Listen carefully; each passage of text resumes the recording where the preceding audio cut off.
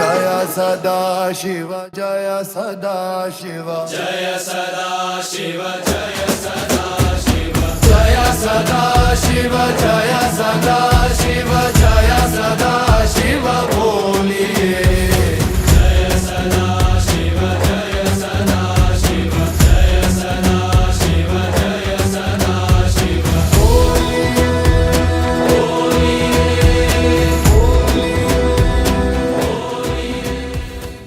दृश्य के अपने अगले पड़ाव पर हम आ पहुंचे हैं बांदा के कालिंजर किले पे।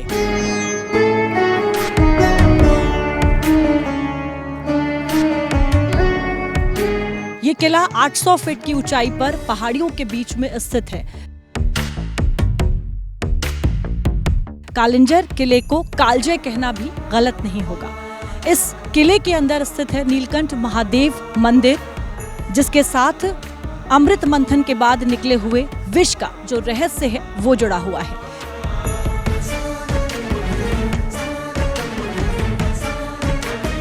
क्या है इस मंदिर से जुड़ा हुआ रहस्य और क्या कुछ खास बातें हैं इस जगह की, आपको बताएंगे आज दृश्य अदृश्य के अपने इस एपिसोड।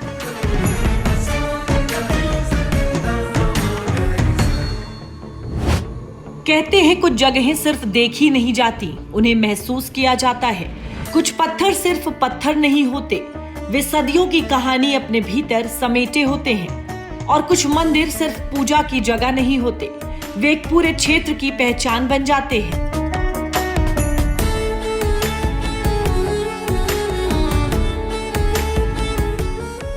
बुंदेलखंड की धरती पर विंध्य की पहाड़ियों के बीच एक ऐसा ही दुर्ग खड़ा है।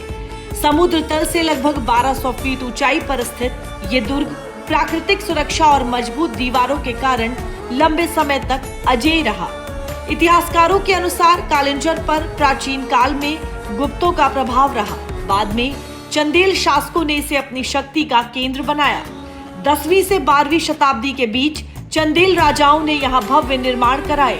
यही वो काल था जब किले के भीतर प्रसिद्ध नीलकंठ महादेव मंदिर का विस्तार हुआ।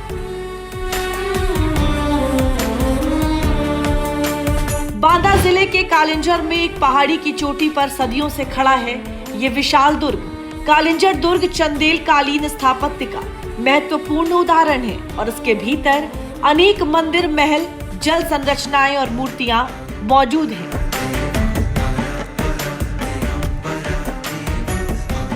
लेकिन कालिंजर की कहानी किसी एक राजा से शुरू नहीं होती। इस भूभाग की ऐतिहासिक परंपरा बहुत पुरानी है। कालिंजर पहाड़ी को प्राचीन धार्मिक परंपराओं से जोड़ा गया और इसे शिव के नीलकंठ स्वरूप से संबंधित माना गया है। कालिंजर की पहचान का एक बड़ा अध्याय जुड़ा है चंदेलों से। चंदेलों के समय बुंदेलखंड में स्थापत्य, मंदिर निर्माण और दुर्ग निर्माण की परंपरा ने नई ऊंचाइयां हासिल की। कालिंजर इसी राजनीतिक और सांस्कृतिक संसार का एक महत्वपूर्ण केंद्र बना। यहाँ पत्थर सिर्फ सुरक्षा के लिए नहीं तराशे गए, उन्हें कला में बदला गया। देवताओं की आकृतियां, सजावटी शिल्प, स्तंभ, मंदिर और जल संरचनाएं, हर तरफ एक ऐसी सभ्यता के निशान दिखाई देते हैं जो पत्थर को भाषा की तरह इस्तेमाल करना जानती थी।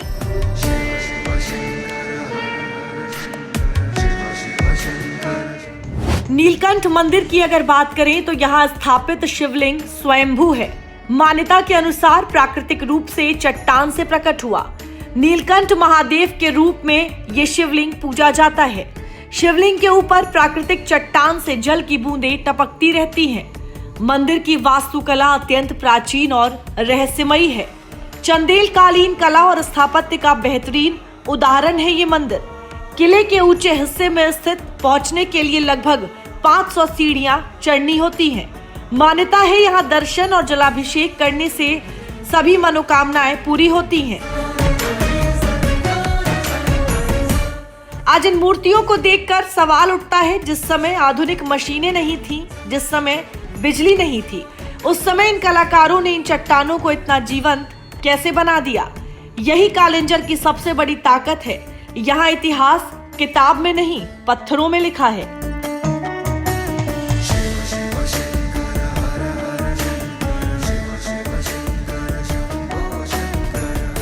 ये मूर्ति आप जो दिख रहे हैं सर, ये मल्लिकार्जुन की मूर्ति है, नौ सिर के शंकर जी है। ये शैव समुदाय और वैष्णव समुदाय दोनों रहा सर। जितनी भी इस गुफा में मूर्तियाँ देख रही हैं, पतार काल मूर्तियाँ देख रहे हैं, गुप्तकालीन मूर्तियाँ देख रही हैं, शिव की मंदिर पे मूर्तियाँ हैं। एक पत्थर को काट कर ये मूर्तियाँ तैयार की गई हैं। जैसे आप सहस्त्रलिंग है, शिवलिंग है, एक लिंग है, मुखलिंग है, ऐसी मूर्ति हजारिया शिवलिंग कहते हैं, सहस्त्र शिवलिंग कहते हैं। तो ये शैव समुदाय ही गंधर्व कला मूर्तियाँ हैं, मथुरा कला मूर्तियाँ हैं। तो ये चंदेला पीरियड मूर्तियाँ हैं। तो आप जो मूर्तियाँ पूरे मंदिर प्रांगण में देख रहे हैं तो बहुत बेजोड़ विलक्षण मूर्तियाँ हैं सर। ये मूर्तियों के दर्शन करने से सारी मनोकामना पूर्ण होती है सर।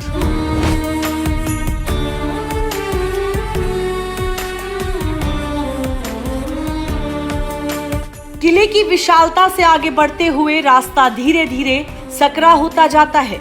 चट्टानें करीब आती जाती हैं और फिर इन पत्थरों के बीच दिखाई देता है एक ऐसा मंदिर जिसकी भव्यता उसके आकार में नहीं, उसकी अनुभूति में है। नीलकंठ महादेव का मंदिर एक छोटी प्राकृतिक गुफा जैसा है। इसके सामने कभी एक मंडप था जिसके कई स्तंभ आज भी बचे हुए हैं। द्वार के आसपास शिव पार्वती और गंगा यमुना की आकृतियों का उल्लेख भी मिलता है। ये शिवलिंग लगभग 4.5 फीट ऊंचा बताया गया है और इसमें 3 नेत्र भी उकेरे गए हैं। इस समय मैं नीलकंठ महादेव मंदिर पर खड़ी हूँ।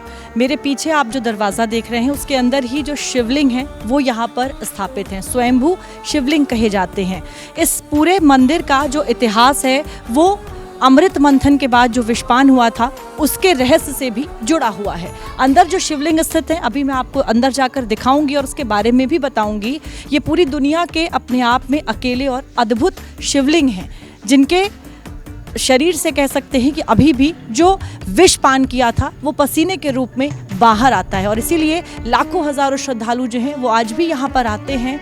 तमाम मान्यताएं जुड़ी हुई हैं और ये भी कहा जाता है कि ये जो जल निकल रहा है जिसे पसीना कहा जाता है वो अपने ऊपर जो भक्त हैं उसे लगाते हैं और कहते हैं कि कोई भी बुरी बला हो या बुरे विचार हो वो लगाने से खत्म हो जाते हैं।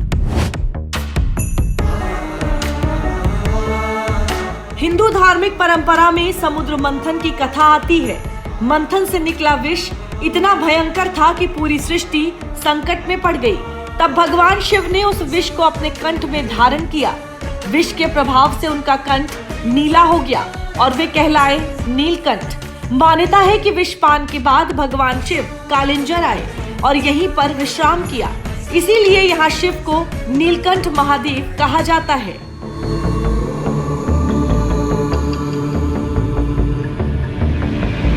अभी जिस शिवलिंग के सामने मैं खड़ी हूँ ये दुनिया का इकलौता ऐसा अद्भुत शिवलिंग है जहाँ पर विष पसीने के रूप में शिवलिंग से बहता हुआ नजर आता है। इसकी क्या विशेषता है, इससे क्या कुछ कथाएं जुड़ी हुई हैं, ज़रा यहीं पर जो पंडित जी हैं उनसे एक बार समझेंगे, उनसे पूछेंगे क्या विशेष बातें हैं। पंडित जी ज़रा बताएं, ये अद्भुत शिवलिंग है, दुनिया के इकलौते शिवलिंग हैं, ज़रा बताएं इनके बारे में। ये भगवान नीलकंठ महादेव जी हैं। बीच में भगवान के बड़े पुत्र कार्तिकेय जी हैं, किनारे मैया माता पार्वती जी, शिव जी का पूरा परिवार है। इसके पहले माँ काली के स्थान था यहाँ पे। तो जब भगवान ने समुद्र मंथन हुआ है, जब भगवान ने जहर पान किया तब प्रभु 14 लोग घूमे, हर जगह रुके, हर जगह ठहरे। कहीं इनको शीतलता प्राप्त नहीं हुई जो गले से प्रभु के जल की तरह निकलता है, कहीं प्राप्त नहीं। लास्ट में उनको यहाँ शांति मिली। तब उन्होंने माता जी से रिक्वेस्ट किया था कि माँ मुझे ऐसी जगह दें जहाँ मुझे शीतलता प्राप्त हो। तो माता जी अपना स्थान देके कलकत्ते विराजमान हुए, प्रभु यहाँ प्रकट हो गए। तभी काशी कलकत्ता नाम पड़ा और काशी कालिंजर नाम पड़ा। इनका शिव पुराण में, गरुड़ पुराण में, 18 पुराण में प्रभु का पूरा वर्णन दिए। हर जगह आप पिंडी के दर्शन होंगे। प्रभु का सारा आकार है, मुंह, नाक, कान, तिमुंड पूरा आकार है प्रभु का। और हमारे प्रभु भोलेनाथ अभी एक गले से देखिए आप नीचे तक पता नहीं कहाँ तक समाये हुए हैं और इनका धड़ ऊपर तक है। क्योंकि जब भगवान ने जब जहर पान किया था तो गले में विषपान धारण कर लिया था, विष का धारण गले पे किया था, तभी उनका कंठ नीला पड़ गया। तब से उनका नाम नीलकंठ पड़ गया। ये स्वयं शंभु है। तब प्रभु को यहाँ शांति मिली है।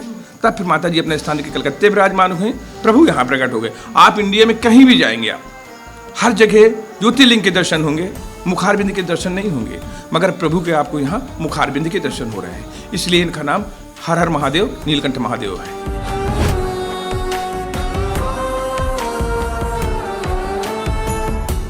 ऐसा कहते हैं कि ये जो पसीना, विष जो है पसीने के रूप में निकल रहा है, इसे जो यहाँ पे तमाम श्रद्धालु आते हैं, भक्तगण आते हैं, अपने शरीर से लगाते हैं, कहते हैं कि चंदन जो के तौर से काम करता है। जो भी प्रभु का जल का ग्रहण करता है उससे सारी मनोकामनाएं पूरे होते हैं, सारे कष्ट दूर होते हैं, हर संकट दूर होता है। ये जल अमृत है प्रभु का। और कहते हैं कि इसका पता लगाने बहुत दूर दूर से लोग आए, किस तरीके से जो है ये आखिर ऐसा कैसे चमत्कार यहाँ पर अभी भी होता है। इसमें गवर्नमेंट ने सारी ताकत लगा रखी है कि जल कहाँ से आ रहा है। लोग बाग कपड़े से पहुँचते हैं, मगर इनका स्रोत बंद नहीं होता। उनकी शक्ति कौन ले सकता है। इनके दर्शन जल्दी नहीं होते हैं। इनके दर्शन 10 साल लग जाए, 20 साल लग जाए, 40 साल लग जाएगा। ये माई आपकी लाइफ खत्म हो जाए और बाबा के दर्शन हो, क्योंकि ये मुखार बिंदे। ये प्रभु के दर्शन तब होते हैं जब प्रभु हम आपके भाव से, भक्ति से दर्शन खुद प्रसन्न होते हैं, तभी भक्त इनके दर्शन कर पाता है। वो भी अटेंडम दर्शन होंगे आपको, जैसे आप भी अटेंडम बाबा के दर्शन के लिए यहाँ आई हुई हैं। तो अचानक प्रभु के दर्शन होंगे, क्योंकि ये मुखार बिंदे, ये भक्त के भक्ति का भाव के जब प्रसन्न होंगे तभी भक्त इनके दर्शन कर पाते हैं। देखिए कितना खास और अद्भुत है ये शिवलिंग, जिसके बारे में अभी पंडित जी भी बता रहे थे। मुखार बिंदु, ऐसा अकेला एक शिवलिंग जहाँ पर जो आकृति है शिवलिंग की, वो भगवान शिव की, वो इस शिवलिंग में दिखाई देती है। और जाहिर तौर पर इसीलिए लोगों की जो श्रद्धा है वो इस जगह से जुड़ी हुई है। दूर दूर से लोग आते हैं और ऐसी मान्यता भी है कि यहाँ पर जो कुछ भी मांगते हैं वो ज़रूर पूरा हो जाता है। मंदिर के इतिहास से जुड़ी और बातें समझने के लिए हमने मंदिर के अंदर मौजूद पंडित जी से बातचीत की। पंडित जी, इस जगह का, इस शिवलिंग का जो पौराणिक इतिहास है वो क्या रहा है, ज़रा बताएं। ये भगवान लीलकंठ महादेव जी हैं, बीच के कार्तिकेय भगवान है उनके जो है, और बगल में आदि गणेश की प्रतिमा है जो भगवान ने सर काटा था। इसके बाद माता पार्वती। ये जब समुद्र मंथन जब हुआ है, 14 रत्नों में एक रत्न निकला हुआ है। विस्पान करके भगवान जो है 14 लोग 3 भवन घूमे हुए हैं। विश्व में कहीं शांति नहीं मिली है। लास्ट में कालिंजर आए हैं, तो कालिंजर जो है माँ काली का स्थान था, और इस पर्वत का नाम बिंद पर्वत था जो है। तो भगवान जो है पहले सुरसुर गंगा तालाब आए हैं, वहाँ पे विराजमान हुए हैं, वहाँ उनको शांति नहीं मिली है। उसके बाद वहाँ से चले हैं भगवान जो है तो बलखंडेश्वर महाराज आए हैं, तो बलखंडेश्वर की मूर्ति प्रकट हो गई है। तो वहाँ से चल करके सतखंभोर तालाब पड़ता है, वो एक ऋषि का आश्रम था जो है, तो वहाँ पे भगवान बैठे हुए हैं, वहाँ मूर्ति प्रकट हो गई भगवान की। इसके बाद वहाँ से चलने के बाद जो है पाताल गंगा आए हैं, तो पाताल गंगा में भगवान को तो शांति मिली। वहाँ यानी शांति के कारण जो है सब लोगों को कष्ट होता था बहुत जाने के लिए, ऋषि मुनि ही जा पाते थे वहाँ। इसके बाद यानी ऋषियों ने तपस्या करके भगवान को जगाया कि आप ऐसा स्थान ग्रहण कीजिए जो है कि सबको दर्शन दें, तो भगवान यहाँ पे आए। तो ये माँ काली का स्थान था, तो माँ काली अपना स्थान दे कलकत्ता गई और भोलेनाथ यहाँ विराजमान हुए हैं। ये स्वयं शंभु हैं, इनका वर्णन जो है शिव पुराण में 4थे अध्याय में है, गरुड़ पुराण में 10वें 11वें अध्याय में है, वाल्मीकि रामायण में भी जिक्र है भगवान का जो है, और गंध पुराण में भी है। और मृगधारा का जो वर्णन होता है गरुड़ पुराण में, वहाँ का पिंडदान का महत्व जो है। और द्वापर में जो है कीर्तिनगर है, पिंगलगढ़ है, कलयुग में कालिंजर है, और चारों युगों में नाम भगवान के अलग अलग हैं, कालिंजर के दुर्ग के बदले हुए हैं। ये 5वीं शताब्दी किला है जो है।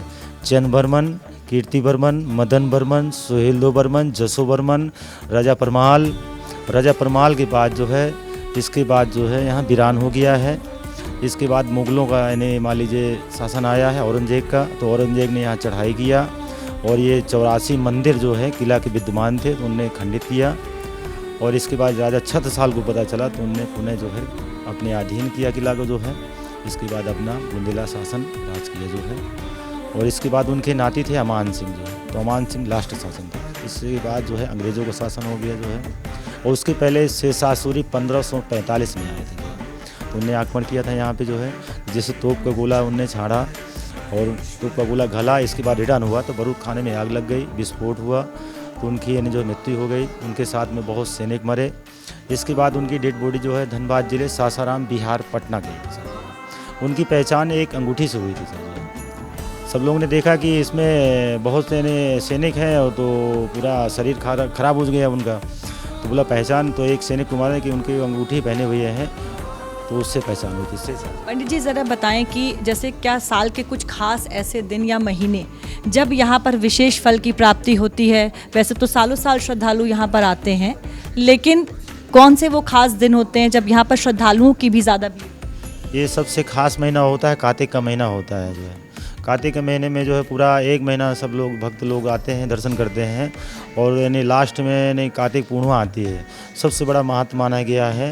भगवान को आकर के दर्शन करते हैं, 1 लोटा जल चढ़ाते हैं और चढ़ाने के बाद भगवान भोलेनाथ मनोकामना पूर्ण करते हैं उनकी जो है।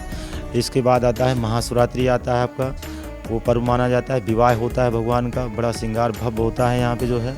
इसके बाद आता है आपका उत्तरायण महीना आता है जो है, मकर संक्रांति आती है, उसमें मेला लगता है। इसके बाद सावन मास आ गया। सावन मास में जो जितने सोमवार पड़ेंगे सबसे बड़ा महत्व होता है सावन सोमवार।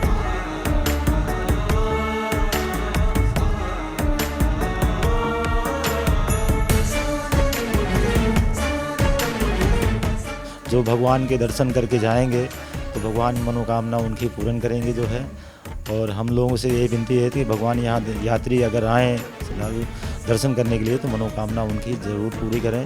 जय भोलेनाथ, हर हर महादेव। हमारे देश में जितने भी पौराणिक स्थल हैं, धार्मिक स्थल हैं, उन तमाम जगहों से कई मान्यताएं भी जुड़ी होती हैं। ये वो जगहें हैं जहाँ पर दूर दराज से लोग आते हैं और लोगों को ऐसा लगता है कि जब वो अपनी फरियाद लेकर यहाँ पर आएंगे, अपनी मन्नतें लेकर आएंगे, तो उनके जो आराध्य हैं वो उसे ज़रूर पूरा करेंगे। ऐसी ही एक मान्यता इस जगह से भी जुड़ी हुई है। ये मेरे पीछे आप जो जगह देख रहे हैं, यहाँ पर जो तमाम श्रद्धालु आते हैं वो अपने हाथों में घी लगाकर यहाँ पर अपने हाथों का निशान बनाते हैं। और कहा जाता है कि यहाँ पर इस तरीके से मन्नत मांगने के बाद जब उनकी मन्नत पूरी हो जाती है तो वो लोग वापस आते हैं और फिर ये जगह जो आप देख रहे हैं यहाँ पर उल्टे हाथ से हाथ में घी लगाकर यहाँ पर फिर से उसको अपनी जो हाथ की छाप है वो छोड़ते हैं। लेकिन जब मन्नत पूरी हो जाती है, कहा जाता है जो कुछ भी इस जगह पे मांगा जाता है सच्चे दिल से वो ज़रूर पूरा होता है। नीलकंठ तक पहुंचना भी अपने आप में एक अनुभव है। रास्ते में चट्टानों पर उकेरी गई देव प्रतिमाएं शिव, गणेश, हनुमान, काल भैरव जैसे श्रद्धालु को धीरे धीरे उस आध्यात्मिक संसार में ले जाती हैं जिसका केंद्र है नीलकंठ। इस जगह की जो खास बात है वो ये है कि जो 9वीं शताब्दी में चंदेल युग हुआ करता था, उस समय की बनी हुई मूर्तियां आज भी यहाँ पर मौजूद हैं। ये तमाम मूर्तियां अपने आप में बेहद खास हैं। अभी जिस मूर्ति के सामने मैं खड़ी हूँ वो काल भैरव की एक विशालकाय मूर्ति है। कहते हैं ऐसी एक मूर्ति काशी विश्वनाथ में है और उसी तरीके की एक मूर्ति जो है वो यहाँ पर स्थित है।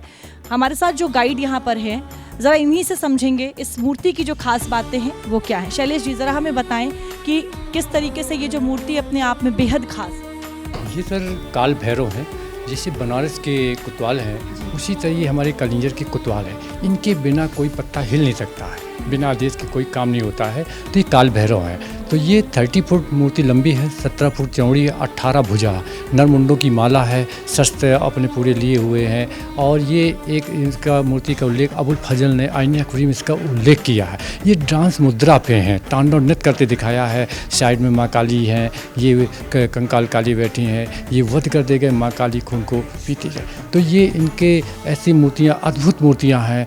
काल भैरव हैं, किशोर भैरव है, मंडूक भैरव है, रुरु भैरव, अष्ट भैरव हैं इस दुर्ग पे। तो ये ऐसी मूर्तियाँ अपने आप में अपनी खूबियाँ लिए दर्शा रही हैं इस मंदिर प्रांगण नीलकंठ भोले के स्थान पे से। देखिए इस परिसर में, इस किले के अंदर जो तमाम मूर्तियां हैं ज़्यादातर वो खंडित है। कहा जाता है मुगलों के शासन के समय यहाँ पर इन तमाम मूर्तियों को खंडित किया गया था। बावजूद इसके अभी भी एक नायाब नमूने के तौर पर यहाँ पर जो मूर्तियाँ मौजूद हैं अपने आप में कहा जा सकता है अद्भुत हैं, विलक्षण हैं। आज भी जब लोग यहाँ पर आते हैं तो ये कलाकारी देखकर, इन मूर्तियों को देखकर कई 100 साल पहले किस तरीके के जो कलाकार हुआ करते थे और जो जिस मेहनत से वो इन मूर्तियों को बनाया करते थे उसके बारे में सभी सोचते हैं। कालिंजर किला केवल युद्ध और राजनीति का साक्षी नहीं है, बल्कि ये स्थापत्य कला का भी अद्भुत उदाहरण है। किले के भीतर कई जलकुंड, महल अवशेष और प्राचीन शिलालेख मिलते हैं। चंदेल राजाओं ने यहाँ जल संरक्षण की उन्नत व्यवस्था बनाई थी। वर्षा जल को संरक्षित करने के लिए विशेष कुंड और तालाब तैयार किए गए थे। महाभारत और कुछ पुराणों में भी कालिंजर को पवित्र तीर्थ के रूप में उल्लेखित किया गया है। हालांकि ऐतिहासिक प्रमाण मुख्य रूप से मध्यकालीन अभिलेखों और पुरातात्विक साक्ष्यों से मिलते हैं। महादेव मंदिर में ये कुंड भी स्थित है, जो मेरे पीछे आप देख सकते हैं। कहते हैं कि विषपान करने के बाद महादेव यहीं पर आकर लेट गए थे और इस कुंड का जो पानी है वो भी नीला हुआ करता था। 30 फीट गहरा लगभग इस कुंड को बताया जाता है। ज़रा एक बार समझेंगे इस कुंड की क्या कुछ जो खास बातें हैं वो हैं। ज़रा बताएं कि इस कुंड से जुड़ी क्या कुछ खास बातें हैं। ये कुंड की सर ये स्वर्गारोहण कुंड है, इसको सरगुआई बोलते हैं। जब शिव जी ने पॉइजन पिया था तो इसी कुंड पे आकर लेट गए थे। इसका पॉइजन पीने से इसका पानी नीला हो गया था।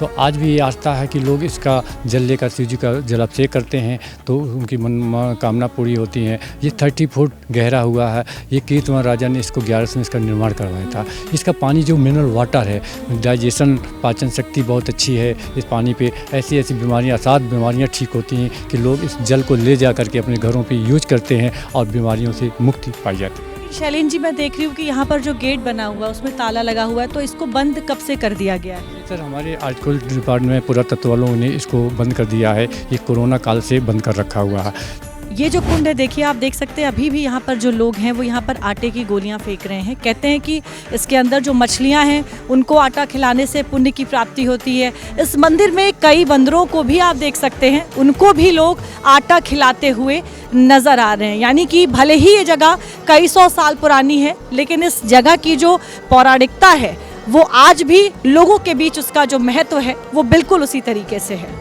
किले के अंदर ही एक ऐसी जगह है जहां से लोगों की मान्यताएं जुड़ी हुई हैं। मान्यता है कि अगर कोई व्यक्ति इस जगह पर पत्थर के टुकड़ों से घर बनाता है तो उसका अपना घर बनाने का सपना पूरा होता है। देखिए, इस जगह की एक और खास बात है। मेरे आसपास ये जो आप पत्थरों से बने हुए जो छोटे छोटे से जो आकृतियां देख रहे हैं, कहते हैं कि यहाँ पर जब लोग घूमने आते हैं, नीलकंठ मंदिर के दर्शन करने आते हैं, तो इन पत्थरों से घर की आकृति के जो पत्थर हैं उस तरीके से उनको आकार देते हैं। कहते हैं कि यहाँ पर जो आप घर बनाकर जाते हैं, अगर आप चाहते हैं कि आपका आने वाले समय में मकान बने तो यहाँ पर उसकी आकृति आप बना कर जाइए। जिसे जिस तरीके का घर चाहिए, देखिए आप, कई सारी आकृतियाँ यहाँ पर लोगों ने बनाई हुई हैं पत्थरों से। कुछ बड़ी हैं, कुछ छोटी हैं। जिसे जिस तरीके का मकान चाहिए उस तरीके की आकृति यहाँ पर लोग बना कर जाते हैं। और ऐसी मान्यता भी है कि उनकी जो मुराद है, जो मन्नत है, वो पूरी भी होती है। यानी भविष्य में उनका एक ऐसा ही घर भी बनता है।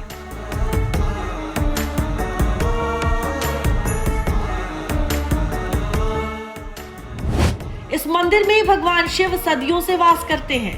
त्रिकोण सुंदरी यंत्र पर आधारित मंदिर के अंदर एक मंडप बना है जहां साधु संत और भक्त दूर दूर से आकर साधना करते हैं। इस मंदिर को तंत्र साधना का प्रमुख केंद्र माना जाता है। तपस्या करके साधु सिद्धियां प्राप्त करते हैं। कई ऋषि मुनियों ने इसी गुफा के अंदर तप करके, साधना करके जो सिद्धि है वो प्राप्त की है। ज़रा इसके अंदर चलती हूँ और आपको दिखाती हूँ इसके अंदर किस तरीके से इन तमाम ऋषि मुनियों ने जो है वो साधना की है। आइए देखते हैं।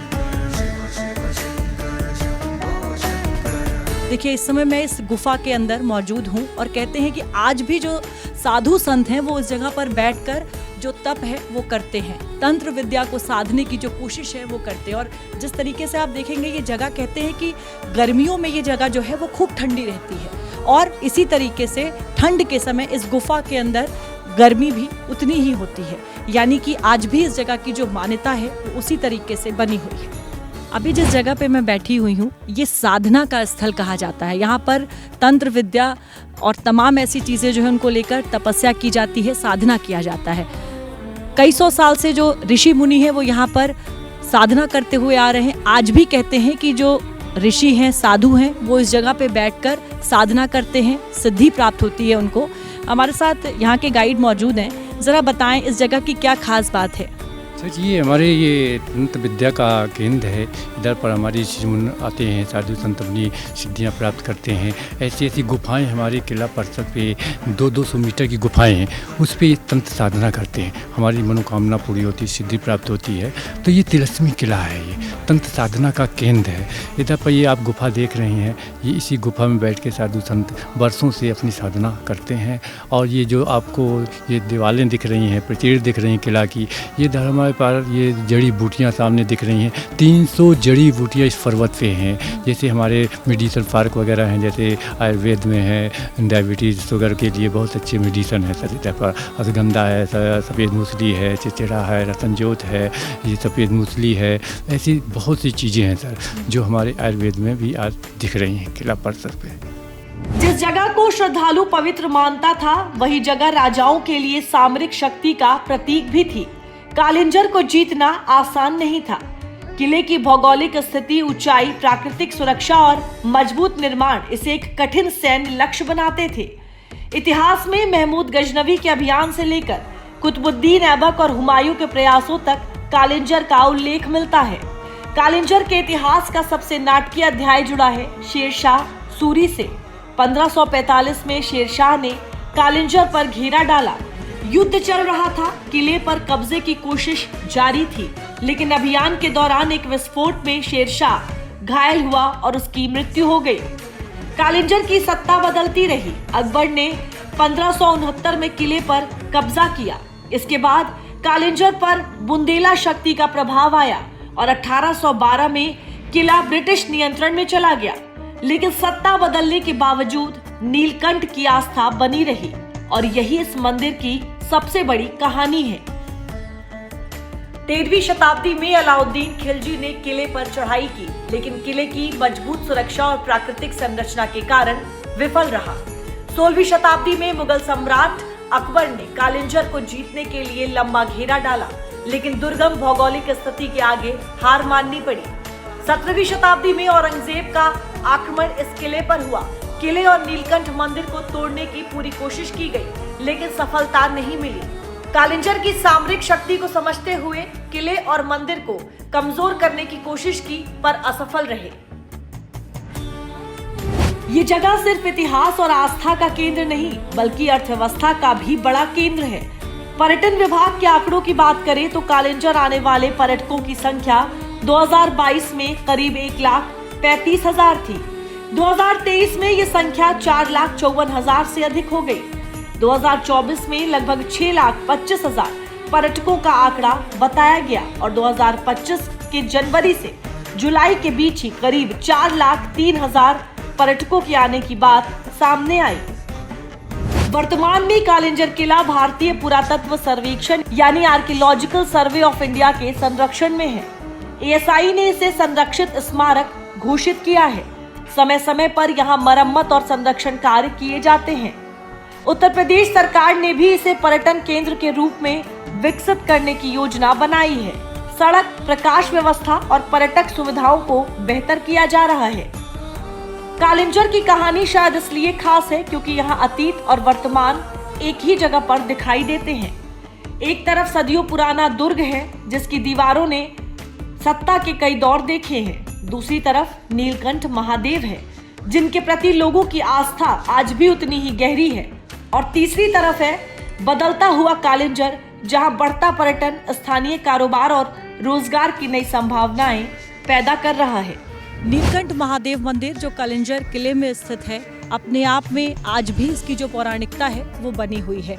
दूर दराज से लोग यहाँ पर आते हैं, अपनी फरियाद लेकर यहाँ पर दर्शन करते हैं, पूजन करते हैं और साथ ही साथ इस कालिंजर किले की भी जो अद्भुत कहा जा सकता है सौंदर्य है उसको भी देखते हैं। इस जगह को भी ASI के द्वारा संरक्षित किया जा रहा है। सरकार का पूरा फोकस है इस तरीके की जितने भी जो धार्मिक स्थल हैं, जो सांस्कृतिक स्थल हैं, उनको पूरी तरह से सजाया जाए, संवारा जाए, ताकि आने वाले समय में ये जगह सिर्फ आस्था का ही केंद्र ना रहे, पर्यटन का ही केंद्र ना रहे, बल्कि प्रदेश की, देश की अर्थव्यवस्था को भी मजबूत करें।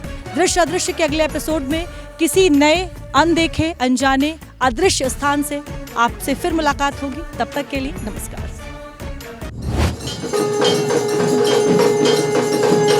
जय सदा शिव, जय सदा शिव, जय सदा शिव, जय